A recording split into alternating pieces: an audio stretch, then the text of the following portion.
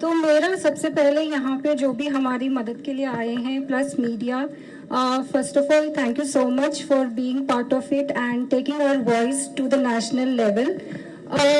मेरा एक्चुअली दो क्वेश्चंस हैं। हमें दो तरह की नोटिस मिलेगी। हमारा पहला नोटिस आया था related to Gandhi Sarovar project. तो अगर हम देखें, जो great grandson of Gandhi ji हैं मिस्टर तुषार गांधी, उन्होंने खुद मिस्टर रेवंत रेड्डी से रिक्वेस्ट किया है to dismiss the project of the Gandhi Sarovar project at the cost of dismantling the people because Gandhi himself will not like this. So Gandhi Sarovar project के लिए, क्योंकि अगर उनकी ही पीढ़ी के लोग को लगता है कि यह गांधी जी के सिद्धांतों के खिलाफ है और वो खुद नहीं चाहते कि ये प्रोजेक्ट किया जाए, तो आई थिंक ये इंफॉर्मेशन इनफ है for anyone who has proposed this project. At the same time, क्योंकि हमें उसका एक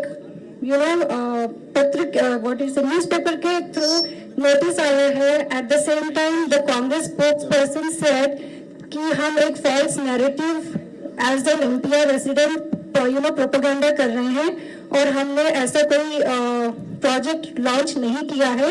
तो मेरा रिक्वेस्ट है whoever that spokesperson were to kindly publish another notice in the same publication stating that on so and so date whatever notice has been published for Gandhi Sarovar project is invalid and it should not be considered hereafter.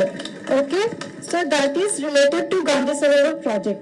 Now my second thing is buffer zone. So first of all, we are not sure or we are getting a false narrative around buffer zone and FTL.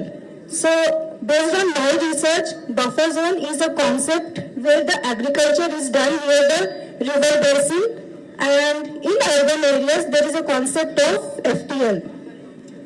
और हम क्योंकि एक urban area में हैं तो हमारे पे usually FTL लागू किया जाएगा।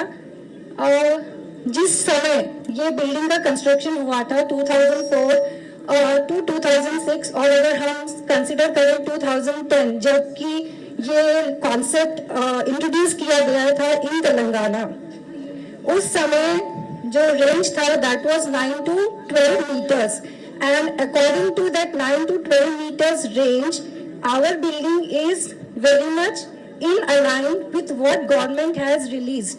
So whoever is now spreading a false narrative that this building is illegally constructed is completely false, because we are aligned to the rule that was at that time when the building was constructed.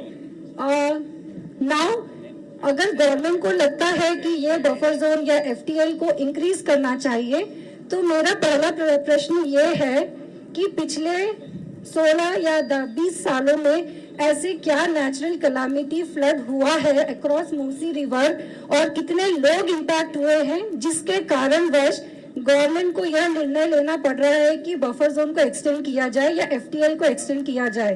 तो there has to be a proper assessment, a reason why they feel the need to extend the zone, the limits, right? क्योंकि यह नदी जब अपने प्रवाह में भी बहती है तब भी उसका पानी ऑलमोस्ट ये जो रोड है वहां तक भी नहीं आता है।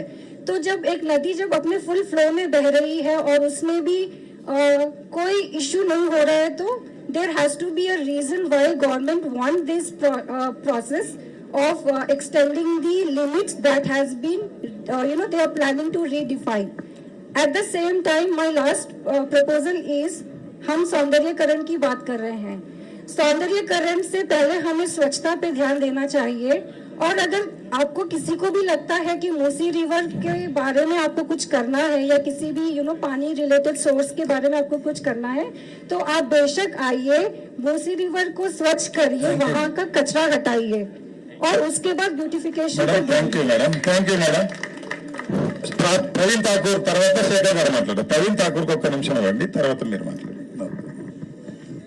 सर स्टेज पे सभी वालों को नमस्कार सर।